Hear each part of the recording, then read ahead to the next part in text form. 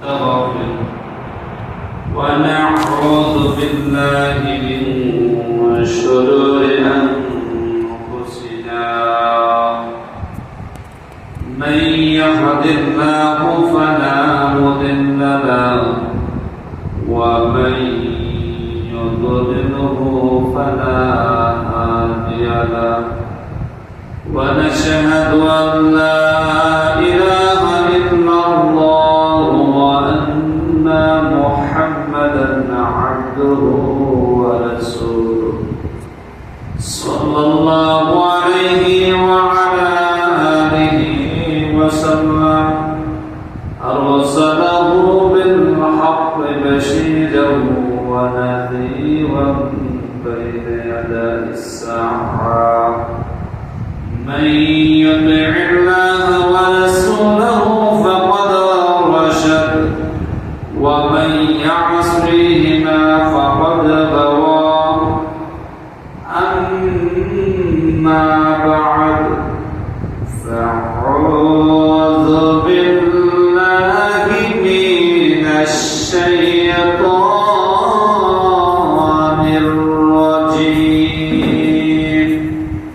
সবাই আমার সাথে মহব্বতের সাথে জবান করে পড়েন বিসমিল্লাহির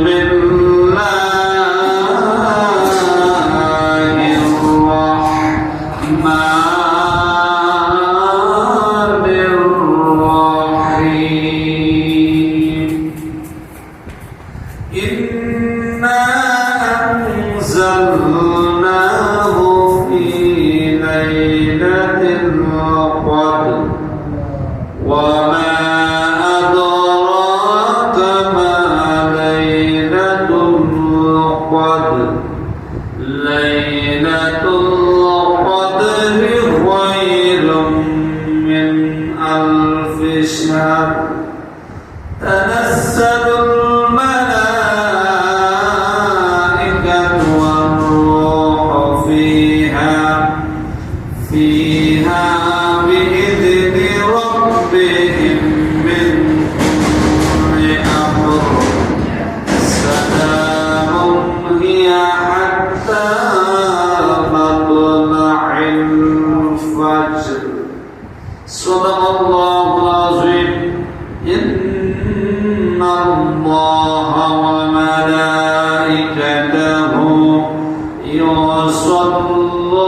يصلون على النبي يا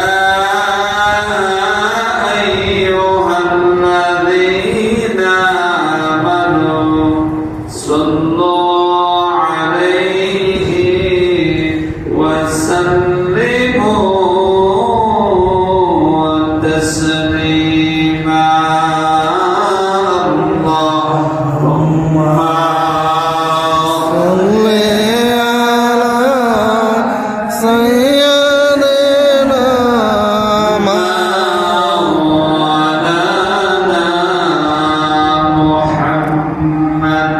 اللهم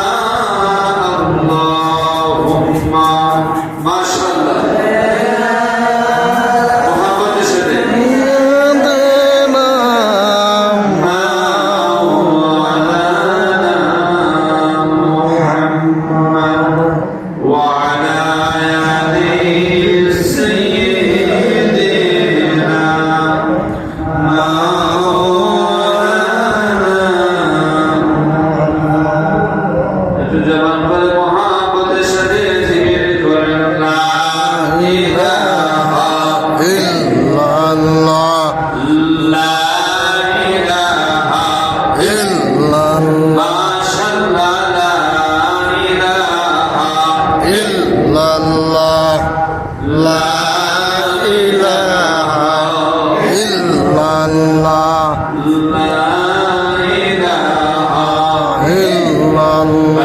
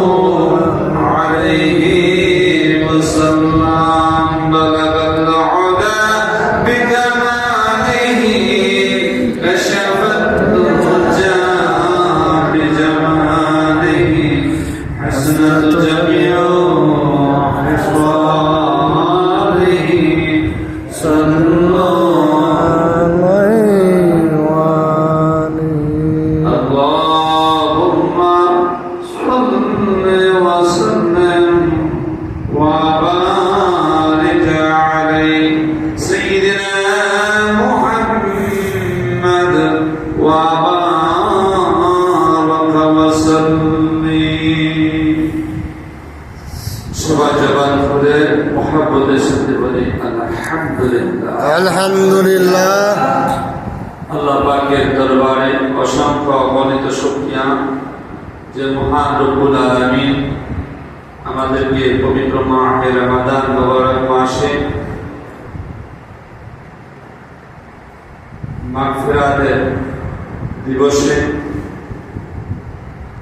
মাগফিরাতের আসছে ৬ষ্ঠতম দিবস জুম্মা দিবস, অত্যন্ত গুরুত্বপূর্ণ ফজিলতপূর্ণ দিবসে আল্লাহ পাকের মহান হুকুম জুম্মার নামাজ আদায় করার জন্য আল্লাহ পাকের পবিত্র মসজিদের মধ্যে আমাদেরকে আসার বসার এবং কোরআন হাদিস থেকে কিছু নসিহতপূর্ণ কথা শুনবার যিনি তৌফিক এনায়েত করলেন, সুযোগ করে দিলেন, সে মহান মনিবের দরবারে অন্তরের অন্তঃস্থল থেকে আবার জবান খুলে পড়ছি আলহামদুলিল্লাহ। আলহামদুলিল্লাহ।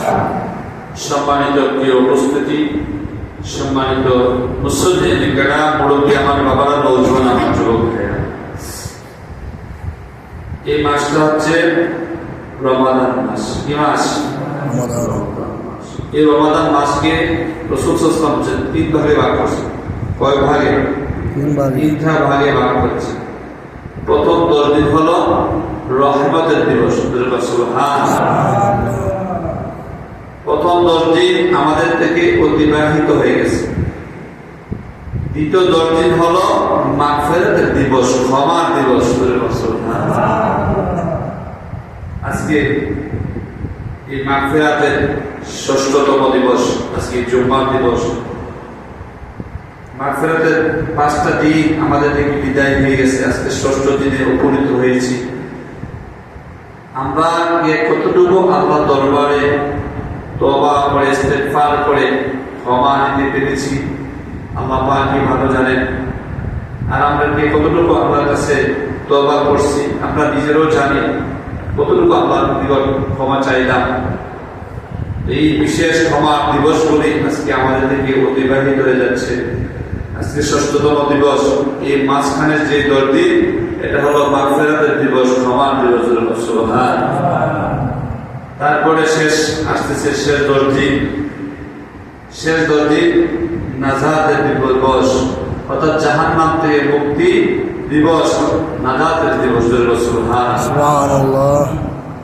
শেষ 10 দিনে আল্লাহ পাক অসংখ্য অগণিত জাহান্নামীদেরকে জাহান্নাম থেকে পানাহ দিয়ে ক্ষমা করে আল্লাহ পাক জান্নাত দিয়ে দিতে। সুবহানাল্লাহ। সুবহানাল্লাহ। আজকে আমরা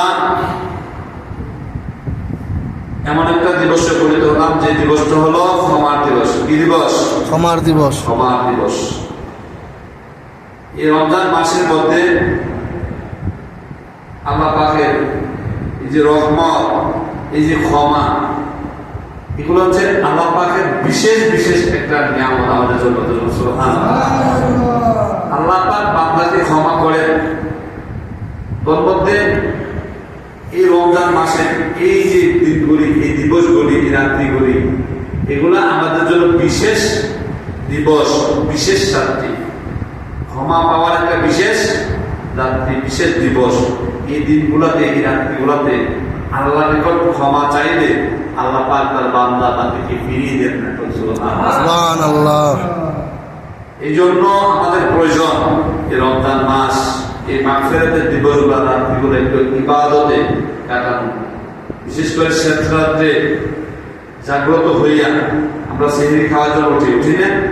সেহরি খাওয়ার জন্য উঠি। সেহরি খাওয়ার জন্য উঠি, একটু আগে আগে উঠলাম। আগে আগে উঠে সবাই চেষ্টা করবেন এই ক্ষমা রাত্রিগুলোর মধ্যে 4 রাকাত, 8 রাকাত, 12 রাকাত, যতটুকু পারেন আপনার সামর্থ্য হয় তাহাজ্জুদ নামাজ আদায় করবেন। আল্লাহর কাছে ইস্তেগফার করবেন, বেশি বেশি করে নামাজ পড়ে পড়ে আল্লাহর কাছে তওবা করবেন। আল্লাহ, আমার এই জীবন দশায়, আমার এই 50 বছর, 60 বছর, 70 বছর জীবনে অনেক গুনাহ করছি। আল্লাহ, তোমার এই বিশেষ ক্ষমা রাত্রি, এটা আমার জীবনের জন্য শেষ রাত্রিও হতে পারে। আল্লাহ, তুমি আমার এই রমজান মাসের এই বিশেষ ক্ষমা রাত্রিতে আমার জীবনের গুনাহগুলি মাফ করে দেবো। সুবহানাল্লাহ। আল্লাহর কোন বান্দা যদি শেষ রাত্রিতে এভাবে জাগ্রত হইয়া নফল নামাজ পড়ে পড়ে, কোরআন তেলাওয়াত করে করে, জিকির আজকার করে করে, তওবা ইস্তেগফার করে করে যদি ক্ষমা চাইতে পারে, ওয়াত্তাকুল্লাহ, আল্লাহর সাক্ষী রেখে বলছি, আল্লাহর সাক্ষী রেখে বলছি, কোন আল্লাহর প্রিয় বান্দা যদি আল্লাহর নিকট এই রাত্রিগুলোর মধ্যে ক্ষমা চাইতে পারে, আল্লাহ তার জীবনের জিন্দেগীর গুনাহ করে মাফ করে পূত পবিত্র করে দিবে। আমাদের এই রাত্রিগুলোর মধ্যে ক্ষমা চাওয়া দরকার আছে না? বলে আছে না? নাই? এই জন্য ক্ষমা চাইবে। ক্ষমা চাওয়া আল্লাহর নিকট আমাদের দরকার। আর ক্ষমা চাইলে আল্লাহ বান্দার প্রতি, বান্দির প্রতি বেশি খুশি হন। যখন আল্লাহ তার বান্দা এবং তার বান্দিগুলি ক্ষমা চায়, আল্লাহ সবচেয়ে বেশি কি হন? খুশি হন। বান্দা গুনাহ করবে, এটা বান্দার খাসিয়ত, অভ্যাস। আর যখনই বান্দা গুনাহ করার পর নিজেকে আত্মসমালোচনা করে, নিজেকে গুনাহগার করে, আল্লাহর কাছে সারেন্ডার করে, আল্লাহ আমি ক্ষমা চাই, আমি ভুল করছি, আমরা গুনাহ করে ফেলেছি, আল্লাহ তুমি আমাকে মাফ করে দাও। যখন আল্লাহ নিকট অনুনয় বিনয় করে, কাকুতি মিনতি করে, চোখের দুটা পানি ফালাইয়া যখন আল্লাহ নিকট কাঁদে, আল্লাহ এই চোখের পানি বান্দা মিস করেন না। আল্লাহ এই চোখের পানির বিনিময়ে, অনুনয় বিনয়ের কারণে আল্লাহ তার বান্দা বান্দিকে ক্ষমা করে দিবেন। সুবহানাল্লাহ। এই জন্যে আমরা রোজা রাখি, পাশাপাশি শেষ রাত্রে এই একটু নামাজ পড়বেন, আল্লাহর কাছে ক্ষমা চাইবেন। আল্লাহর কাছে ক্ষমা চাইতে কোনো লজ্জা নাই, আছে নাকি? কোনো লজ্জা আছে? কোনো লজ্জা নাই। মানুষ তো আমরা কি করি, মানুষের নিকট ক্ষমা চাইতে লজ্জা মনে করি, করি না? লজ্জা মনে করি। মানুষ দেখবে মানুষের নিকট যখন ভুল করে ক্ষমা চায়, 1 বার 2 বার 3 বার ক্ষমা চাইতে মানুষটা তার দিনটা নরম হয়ে যায়, মনটা নরম হয়ে যায়, বলে হারে এই লোকটা ভুল করছে, যাক মাপ চাইছে, একবার দুইবার তিনবার মাপ চাইল, যা তাহলে আমি আর কি করলাম, তার প্রতি আর খুব রাখলাম না। সাথে সাথে মানুষ কি করবে, মানুষকে মাফ করবে। এই মানুষ মাফ করেনি, মানুষের মায়া কম বেশি না, আল্লাহর মায়া বেশি না, মানুষের মায়া বেশি?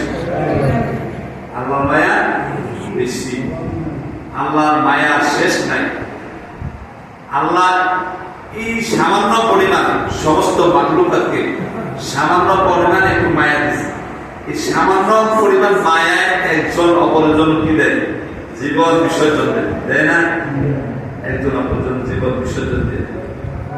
সাধারণ একটু মায়া মহব্বত করে, মা সন্তানের জন্য, সন্তান মায়ের জন্য, স্বামী স্ত্রীর জন্য, স্ত্রী স্বামীর জন্য, ছেলে বাবার জন্য, বাবা ছেলের জন্য, অনেক আছে এরকম ঘটনা, জীবন দিয়ে দেয়। বন্ধুরা আমার, বাবারা আমার, আল্লাহ তাআলা সবচেয়ে বড় মায়া। আল্লাহ তাআলার চেয়ে মায়া আর কারোর হতে পারে না। আমার আল্লাহ হচ্ছেন গফুরুর রহিম। আমার আল্লাহ সবচেয়ে বড় ক্ষমাশীল। বান্দা যখন আল্লাহর নিকট সারেন্ডার করে, তওবা করে, আল্লাহ পাক কোরআনে বলেছেন, ফাউলাইকা ইউবাদদিলুল্লাহু সাইয়্যাতিহিম হাসানাত। ও বান্দা, ও বান্দা, তুমি যখন গুনাহ করো আর গুনাহ করার পর যখন আমি আল্লাহর নিকট তওবা করো, আমি আল্লাহর নিকট ইস্তিগফার করো বান্দা, তখন আমি আল্লাহ তাআলা তোমার প্রতি খুশি হয়ে যাই, তোমার প্রতি সন্তুষ্ট হয়ে যায়। আর আমি আল্লাহ তোমার প্রতি খুশি হইয়া সন্তুষ্ট হইয়া তোমার আমলনামা, জীবনের জিন্দেগীর গুনাহগুলো ক্ষমা করে দেই। ও বান্দা, আমি শুধু ক্ষমাই করি না, ক্ষমাই করি না, তোমার এই বান্দা, ও বান্দা, তোমার এই গুনাহগুলিরে হাসানা অর্থাৎ নেক দিয়া আবার আমি আল্লাহ ভরপুর করে দেই। সুবহানাল্লাহ। বান্দা গুনাহ করে, করার পর তওবা করে, আল্লাহ তার গুনাহ মাফ করে। শুধু মাফ করে ক্ষমা না, আল্লাহ এই গুনাহটিরে আবার নেক দিয়ে কি করে দেয়, পরিবর্তন করে দেয়। সুবহানাল্লাহ। আল্লাহ কত মায়া দেখছেন, আল্লাহ কত মায়া। বান্দাদের মাফ করেনি, আবার এই গুনাহটিরে কি করে, নেক দিয়া পরিবর্তন করে দেন। সুবহানাল্লাহ বলেন না? আল্লাহ আমাদের প্রতি মায়া কম না বেশি? জবান করে তো বলে না, মায়া কম না বেশি? যার মায়া বেশি সে কি করে এই কাজটা করে, ঠিক না? আপনি মনে করেন এই সূরা বেটা যদি চুরি করতে যায়, বিউস্তে ধরছে, এবং কি সূরা মাটি দিয়ে দেয় না রেখে দেয়, কি কর রেখে দেয়, চুরি ধরতে গিয়ে চুরি মাটি রেখে দেয় না, দিয়ে দেয়, রেখে দেয় কোথায় না মারেও উত্তম মানব দেয়ও। হ্যাঁ, সুযোগ পাইলে কি কর, উত্তম মানব দেয়। আর পুলিশরা বা পুলিশের দলে তো শাস্তি কি কর, আমরা পুলিশরা কি কর, চোরটা যদি ধরে যে ইত্যাদি ভিডিও ধরে, হ্যাঁ, আর কর্মী চুরিটা আছে, ঠিক না? মানুষ যখন একজন অন্যায় করে ধরতে পারে, তার অবস্থা বারোটা হয়। হ্যাঁ, যাই হোক, সবাই বসে থেকে দিকে কিছু আছে, বসে থেকে অনেকে আছে কি করে, তার অন্যায় করছে, অন্যায় শাস্তির জন্য ভিড়ে, যাতে সে আর এই অন্যায়টা না করে। সুবহানাল্লাহ বলেন না? বন্ধুরা, মানুষের কাছে তখন কেউ অন্যায় করলে তাকে শাস্তি দেয়, তাতে ক্ষমা করে না, আরো উল্টো তার কি করে আঘাত করে। আর আল্লাহ খাসিয়ত হলো, বান্দা যখন ভুল করে তখন আল্লাহ নিকট ধরা পড়ে যায়। আল্লাহ নিকট যখন ধরা পড়ে যায়, যখন বলে আমি ভুল করেছি, আমার আল্লাহ তাআলা তারে মারেন না, তারে শাস্তি দেন না, তার না মাইরা শাস্তি না দিয়া ওই ভুলটারে তার শুধরণ কইরা আবার নেক দিয়া ভরপুর করে দেয়। কেমন আল্লাহ, কেমন আল্লাহ পাইছি, কেমন আল্লাহ আমাদেরকে আজকে মাহে রমাদান মুবারক মাস আমাদেরকে উপহার হিসেবে দিয়েছেন। এই মাসের মধ্যে অনেক ইবাদত রয়েছে, অনেক আমল আছে, আছে না নাই? আছে না নাই? এই মাসের শেষ 10 দিন ইতিকাফের ব্যবস্থা আছে, আছে না নাই? ইতিকাফের ব্যবস্থা আসেনি? রাসূলুল্লাহ সাল্লাল্লাহু আলাইহি ওয়াসাল্লামের হাদিস, নবী করিম সাল্লাল্লাহু আলাইহি ওয়াসাল্লাম 10 দিন ইতিকাফের ব্যবস্থা করেছেন। 10 দিন ইতিকাফের ব্যবস্থা আছে, আছে না নাই? ইতিকাফের ব্যবস্থা আসেনি? রাসূলুল্লাহ সাল্লাল্লাহু আলাইহি ওয়াসাল্লাম হাদিস, নবী করিম সাল্লাল্লাহু আলাইহি ওয়াসাল্লাম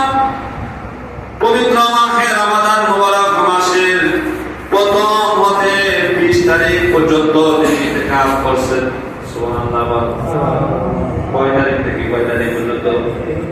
রমজানের প্রথম তারিখে 1 তারিখ থেকে 20 তারিখ পর্যন্ত কি করেছেন? ইতিকাফ করেছেন। আমরা ইতিকাফ করি কয় তারিখ? 21 তারিখ। শেষ দল। আমরা বলি কয় দিন? কথা বলেন না, আমরা বলি কয় দিন? আমরা বলি শেষ দল দিন।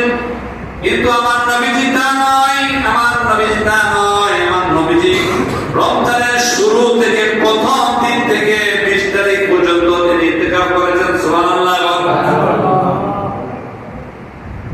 বন্ধুরা আমার, বাবারা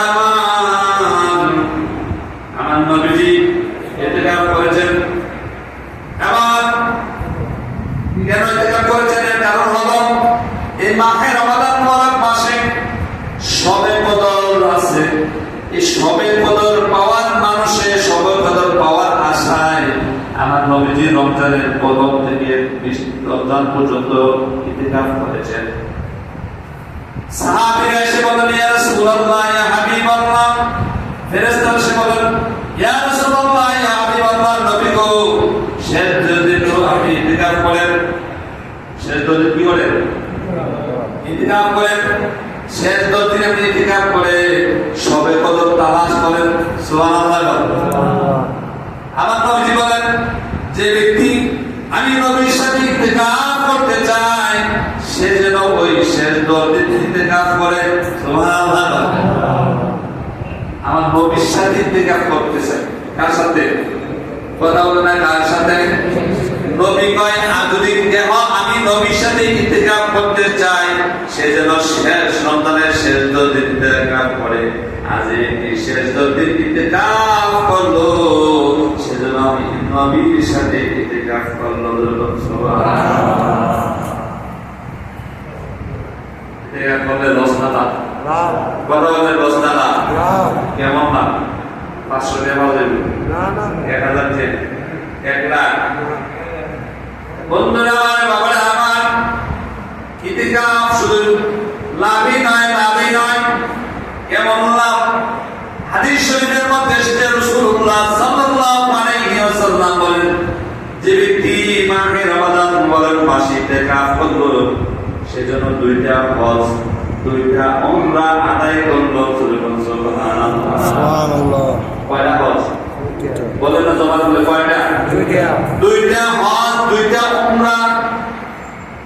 এখন 2টা হজ করতে কত টাকার প্রয়োজন? কি বল? 2টা হজ 2টা উমরা করতে কত টাকার প্রয়োজন? বর্তমানে বাংলার জমিন থেকে যদি কেউ হজ করতে চায় এখন বর্তমানে স্বাভাবিক কমপক্ষে 7 থেকে 8 লক্ষ টাকা লাগেনি? কত লাগে? 7 থেকে 8 লক্ষ টাকা কমপক্ষে এখন বর্তমানে 7 থেকে 8 লক্ষ টাকা লাগে। বছরে একবার হজ করা যায়। হজ বছরে কয়বার? একবার হজ করা যায়। কেউ সবার ভাগ্যে সব বছরে একবার করার সুযোগ নাই। যারা ধনী মানুষ, কোটি কোটি টাকার মালিক, যারা সবচেয়ে যারা বিত্তবান মানুষ, তাদের দ্বারা সম্ভব। কিন্তু সবার দ্বারা প্রতি বছর হজ করাও সম্ভব না। ঠিক না? ঠিক। বন্ধুরা আমার, বাবারা, কিন্তু কেহ যদি ইতিকাফ করেন, নবীজি বলেন, যদি কেহ ইতিকাফ করলো সে 2টা হজ 2টা উমরা সব পাইলো। অর্থাৎ 2টা হজ, 1 বছরের মধ্যে 2টা হজের সওয়াব পাইলো, 1 বছরের মধ্যে 2টা উমরার সওয়াব আদায় করলো। সুবহানাল্লাহ। একটা হজ করতে যদি 7 লক্ষ টাকা লাগে তখন কমপক্ষে 2টা হজ 14 লক্ষ টাকা।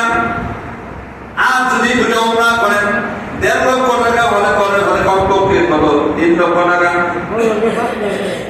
তো 3 লক্ষ টাকা আর ওদিকে যদি 14 লক্ষ টাকা, কত লক্ষ হয়? হ্যাঁ, হিসাব করে কোন না কত? 17 লক্ষ টাকা। 17 লক্ষ টাকা লাগবে 2টা উমরা 2টা হজ করতে। এও কবুল হয় কি না, হয় কি হয় না, আল্লাহ পাক জানেন। আর এই হজ করতে গিয়ে দীর্ঘ সময়ের প্রয়োজন। যারা হজ করতে যায় আবার ফিরে আসে কমপক্ষে মাঝখানে সময় লাগে প্রায় 1 মাস, কয় মাস, আবার অনেকের বেশিও লাগে। 1 মাস দীর্ঘ সময় থাকার পর একটা হজের মালিক হয়, একটা হজের সওয়াব হয়। আর আজকে যদি এই গোপালপুরের জমিন থেকে এই গোপালপুরের পশ্চিম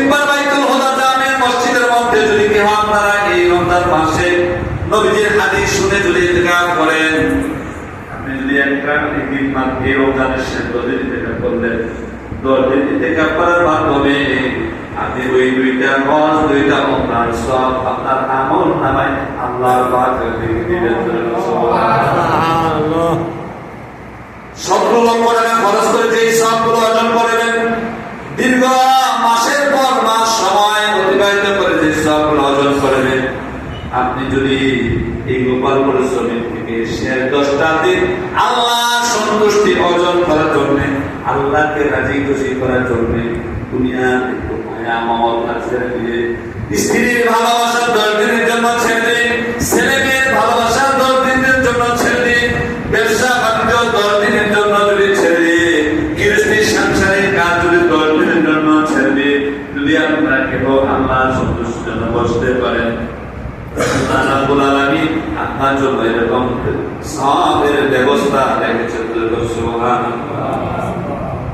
ইতিকাফ পুরুষ যারা আছেন আপনারা মসজিদে পড়বেন, আর মহিলারা যারা তারা ঘরের মধ্যে করবো। কোথায়? ঘরের মধ্যে। মহিলারা কোথায়? মহিলাদের ইতিকাফ আছে না নাই? মহিলারা যেখানে নামাজ পড়ে, নামাজের যে ঘরের মধ্যে আছে, সেই ঘরের মধ্যে পর্দা ঢাকাইয়া তারা সেখানে অবস্থান করবে। আর পুরুষ যারা আছে মসজিদের মধ্যে তারা ইতিকাফ করবেন। সুবহানাল্লাহ। আমরা কি এই সওয়াব করি? আমাদের পাওয়ার আশা লাগেনি? বলেন এই সওয়াব আমাদের হোক, আমরা চাই কি চাই না? মনে আকাঙ্ক্ষা জাগেনি? কি কর জাগেনি আপনারা?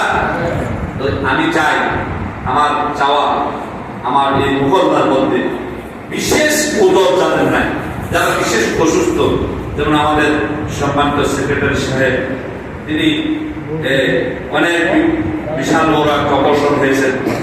আলহামদুলিল্লাহ আপনাদের দোয়ার বদৌলতে আজকে সুস্থ হয়ে মোটামুটি ভাবে আমাদের মসজিদে ফিরে এসেছেন। বলেন আলহামদুলিল্লাহ, বলেন আলহামদুলিল্লাহ। আপনারা দোয়া করেছেন সেক্রেটারির জন্য, আমরা দোয়া করেছি, সবসময় দোয়া করছি না জন্য।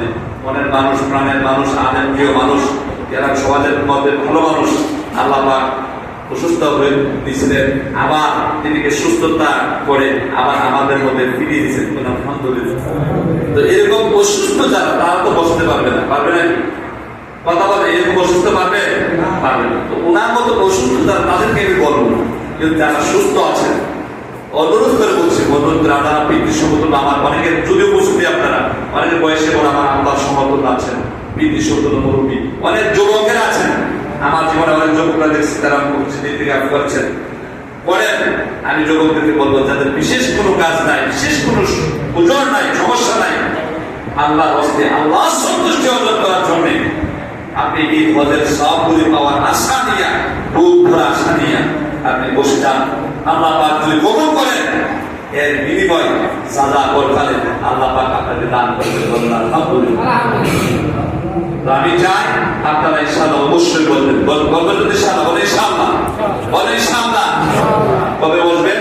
আগামী মঙ্গলবার। আজকে তো 16 রোজা। কত রোজা? 16তম রোজা। আজকে শুক্রবার, শনিবার 17, রবিবারে 18, সোমবারে 19, মঙ্গলবারে 20। মঙ্গলবার আপনারা নিয়ত করে ফেলেন, আজকে বাড়িতে যাইবেন। মহিলারা বিবি আছে, বিবির একটু বলবেন যে বিবি সারা জীবনে তো তোমাদের সময় দিলাম, কি কর আজকে আমার জন্য তুমি 10টা দিনের জন্য বাজেট আমি তোমাকে বিদায় দিই। আর দূরে বলছে 2টা হজ, 2টা হজের সওয়াব, 2টা হজের সওয়াব। তা আমার জীবনে আগামী বছর বেঁচে থেকে এই হজ করবো কি করতে পারবো না, এটা তো নিশ্চয়তা নাই। তো আমি যদি হায়াতের জন্য এই 10টা দিন আমি ইন্তেকাল করবো, সমন্বয় করবেন স্ত্রীর সাথে, এটা মহাব্বত, এটা কোনো নিষেধ নাই। সমন্বয় করবেন ভালোবাসায়, স্ত্রী স্বামী স্ত্রীর ভালোবাসা, বয়সের মহাব্বত একটু বুঝায় বলবেন। স্ত্রীর সময় দিকে 10 দিনের, আর মানে স্ত্রীর সময় দ্বিগুণী বুঝায় বলে 10 দিন সময় দ্বিগুণী না, কইতো না সারা জীবন থেকে তোমাদের আমার কাছে তাই বলবে কি এরকম বলবে নাকি? হ্যাঁ, না বলবে না। আমার মা বোনরা ভালো আছে, মাইকেরাও তো যায় না, তার কাছে কইলে না কিন্তু মনে হয় তার সব লইলে আপনার ভিতরে আমি কি কর আমি তো মাইকেরাও যাই না, আমি তো শোনাইতে পারছি না। আপনাদের একটু কষ্ট করে বলবেন যে হুজুর ইমাম সাহেব বলছে 10 এইবার থেকে ধর্ম রাখবো সবাই মিলে, হুজুরে আমি চাই সবাই বসে, তারপর কমপক্ষ করে 10 জন যাতে এই মহলাতে আমি চাই 10 জন মানুষ যাতে কমপক্ষ হয়। কয়জন? আমি গত বছর নবীনগর, আরে দেবিকটা আমি ছিলাম দেবিদার প্যারামেডে কেঁদে উঠে দিয়েছিলাম দোতলা পর্যন্ত বিশাল মসজিদ বুঝলেন বলেছিলাম ওখানে আমি আগেও কম বছর আলহামদুলিল্লাহ গত বছর আর 8 বছর পর 8 জন বসছে আলহামদুলিল্লাহ 8 জন বসে তারা আমি রুটিন করে দিছি ফজর থেকে পরের দিন ফজর পর্যন্ত 24টা ঘন্টা আমি রুটিন করে দিছি যে এই 24 জন কিভাবে পরিচালনা করবেন কিভাবে করবেন আলহামদুলিল্লাহ তাদের জবানের কথা কথা জীবনে অনেক ইতিকাফ বসছি তবে এই বছর যে কিতাবে বসছি আপনি যে নিয়ম করে দিচ্ছেন